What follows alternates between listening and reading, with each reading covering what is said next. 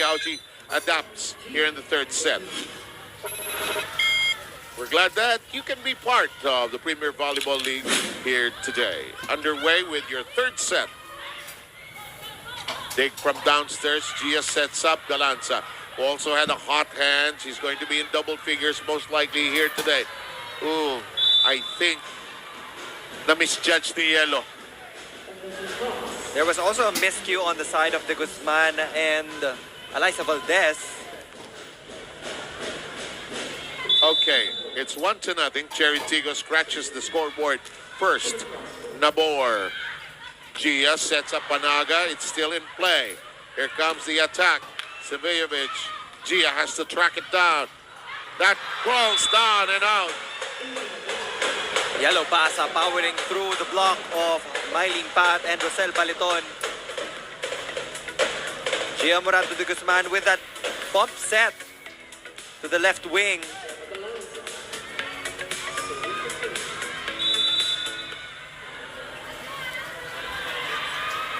Okay, from Michelle Cobb, the question we posed today, which libero will get the most digs between Ate Buding or Ate Kyla?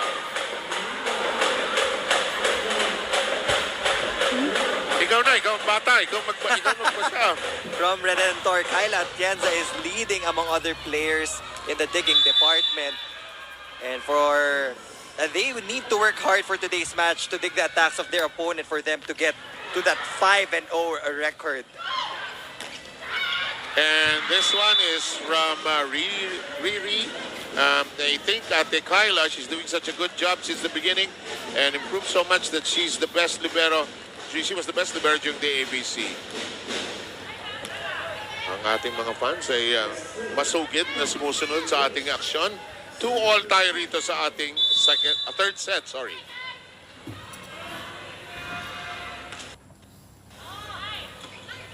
Atienza bungles that. She knew it. The minute it left her hand, she was hoping for the best, actually. Now, Ella De Jesus will be replacing Kyla Atienza in the back row. So far, okay naman si Kyla Atienza in digging, but it has been her reception that has been a problem for Creamline so far. So Coach Sherwin Meneses will start to utilize the two liberos that he has. I'm still getting used to seeing Ella De Jesus as a libero, actually. When, you know, in college, she was quite a scorer, in fact. Tabla po tayo sa 3. Diba? Kaya nga pinansagan ni Bob Gonzales ng elevator yan eh. Wala nga gamit na elevator, pero lumilipad. Makit mag-isa. Panaga, long. May problem ang serve ng ng Creamline. May mga lampas silang serve. They're looking to find a target, but they keep on overshooting the mark. Kasi gusto tamaan yung zone 1 or zone 6. Ito mababa, kinuha sa taas. Reverse set, yellow.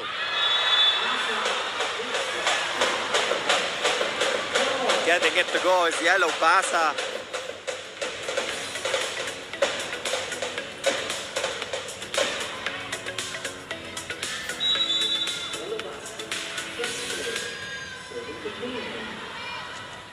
Yellow Basa serve. Close to the net on the set. Karandang, I think she missed it.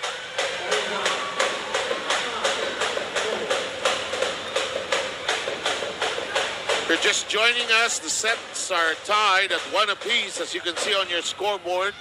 First set going the way of Creamline, 25-23, and the second was taken by Cherry Tiggo. 25-20 was the score in the second. Yellow Basa wanted to give a high five to assistant coach Carlos Santos because I think he was the one who gave the directions to target that zone. Okay. And she immediately scored.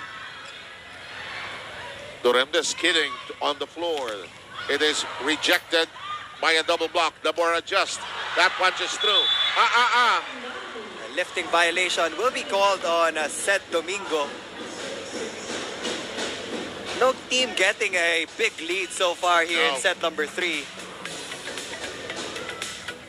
The biggest leads, the only big lead was that 6-0 surge by Creamline at the start in set number 1. Alyssa Valdez gets to it, gets to attack. And that's the Alyssa Valdez. Nakilala nating lahat. Starting off with a good pass, approaching for that attack, and converting that point for the Cool Smashers. Adjusting her hand on the way down. Creamline with the slight lead, trying to hit that technical timeout first. And Pod gets to it, it's still playable. Savejevic gets it over, the quick.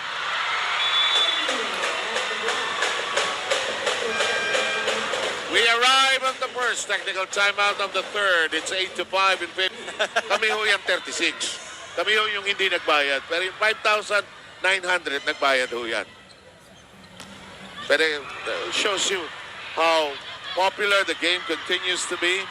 In the meantime, we are at 8-5. Yellow Basag gets to it. Back row attack. Buhay pa! No whistle, you play on.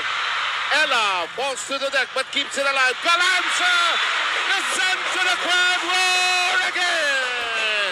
The defense of Ella De Jesus making sure to get that point after that hard-fought rally. Again, very simple swing and snap of the wrist from Gemma Galanza.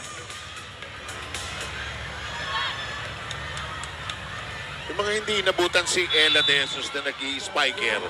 Ganun ho si Ella dati. Parang si Galanza.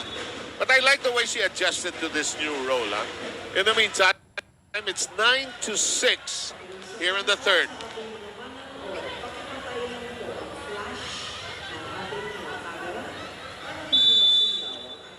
Oo, hindi masama akong nasisilaw si Neil Flores. Huwag niyo kong bubuksan ang flash niyo habang kinukunan si Neil. In the meantime, that's out. Biggest lead for the Cool Smashers at 4 points. Pero alam mo, tama ka eh. Walang lead na nagtatagal dito eh. No? 4, di mawawala. 6, mawawala. Mukhang, alam mo yung ilaw na yan, nandito.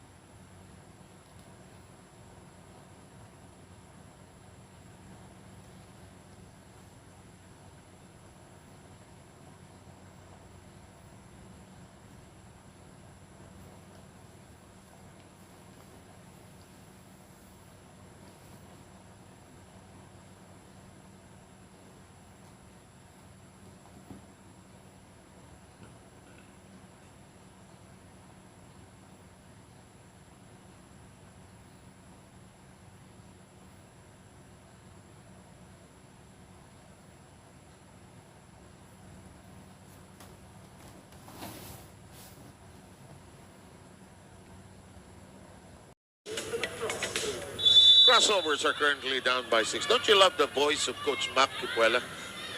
I feel like I'm in an airport somewhere in the world. In the meantime, Yellow Basa taking flight, and his estimated time of arrival is exactly right. 15-8 count. Crazy cut shot from Yellow Basa.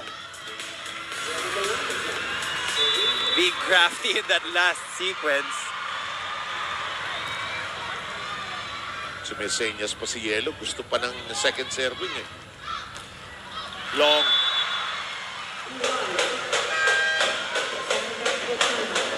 And Creamline made more affordable on Signal on postpaid plan $290 and prepaid load $300.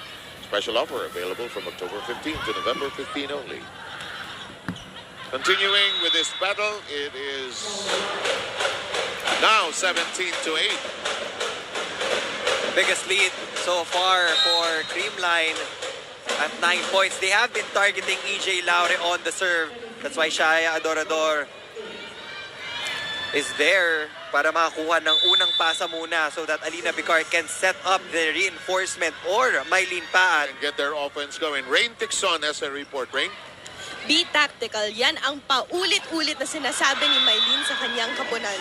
The crossovers put emphasis on converting second chance opportunities and minimizing errors as they ended with 7 in the second set. Cherry Tiggo's head coach Clarence Esteban reminded his squad to pump up the intensity and focus on what they've practiced. Let's go back here to more volleyball action in set number 3.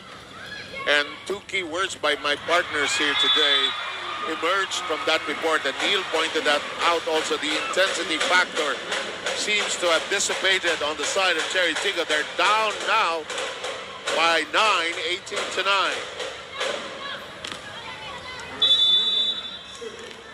Parang yung control of the match has shifted completely to Creamline. Panaga's serve. Torrendes has to stretch for it. Battle at the net. Pat unloads and scores. Eliza Valdez didn't go up for the block and Mylene Paan saw that, so dinaan niya sa bilis ng palo to get through the defense of Seth Domingo.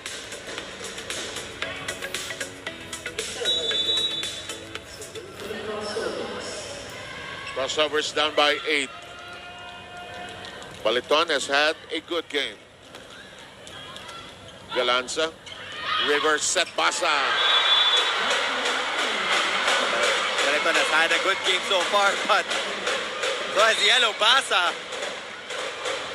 Now here's that substitution pattern that has worked for Creamline. The Gumabaw Negrito entrance in that first set was beneficial to them. 9-point lead by the Cool Smashers. Negrito, she's made her contributions as well as the alternate setter. Torrendes got to it. Bad lifts it high. It's going to be tossed easily over.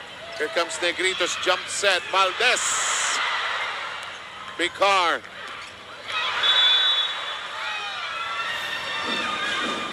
There was a touch.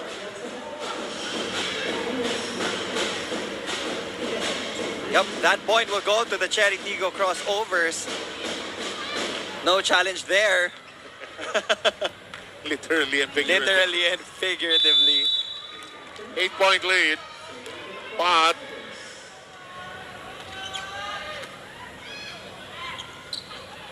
Gumabaw adjusts in the air. Had to punch it over. Good counter. That might be the impact play for Cherry Tiggo to get back that momentum and intensity that we've been looking for. You know, I hear this very often. You may not be able to turn over the set, but you're trying to build and light the fire for momentum going into the next set because it's already at 19-12. But let's see. This one is elevated high. Adorador with a good slash. Gumabaw's counter. Karandang flying. Gumabaw touches it over.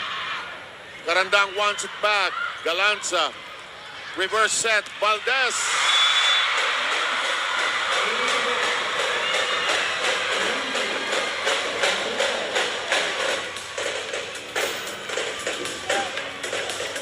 Eliza wanted it. She got it. That was the 4th point of Eliza Valdez in this ball game. Didn't have the best of starts actually, huh? But I guess it's how you finish really, although malayo pa tayo. Oh! Domingo capitalizing! Not to go up for that block. It was already tight from that Gemma Galanza pass. That was the only thing that... Correct. Buding has been steady, huh? Double block. That violation will be called on Karandang. So that will give Creamline a 10-point lead. Their biggest. De Los Reyes seeing action for the first time, pulling out Karandang. One of the US additions to the roster of the crossovers, Jason De Los Reyes from Ateneo de Manila University program.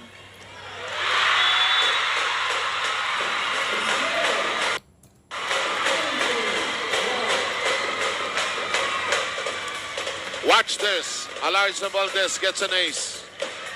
Make that 5 points for Eliza Valdez.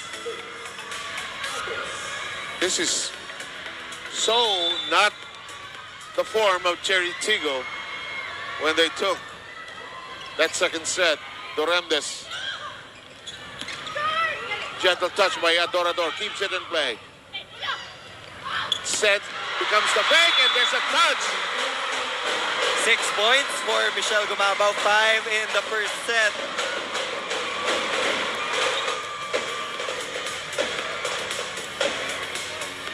Alam na alam ni Negrito, nasa likod niya si Michelle, ano? Ever reliable. And that will put Creamline at set point.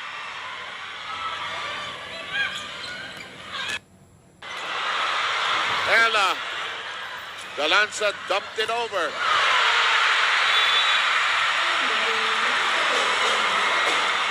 The Bull Smashers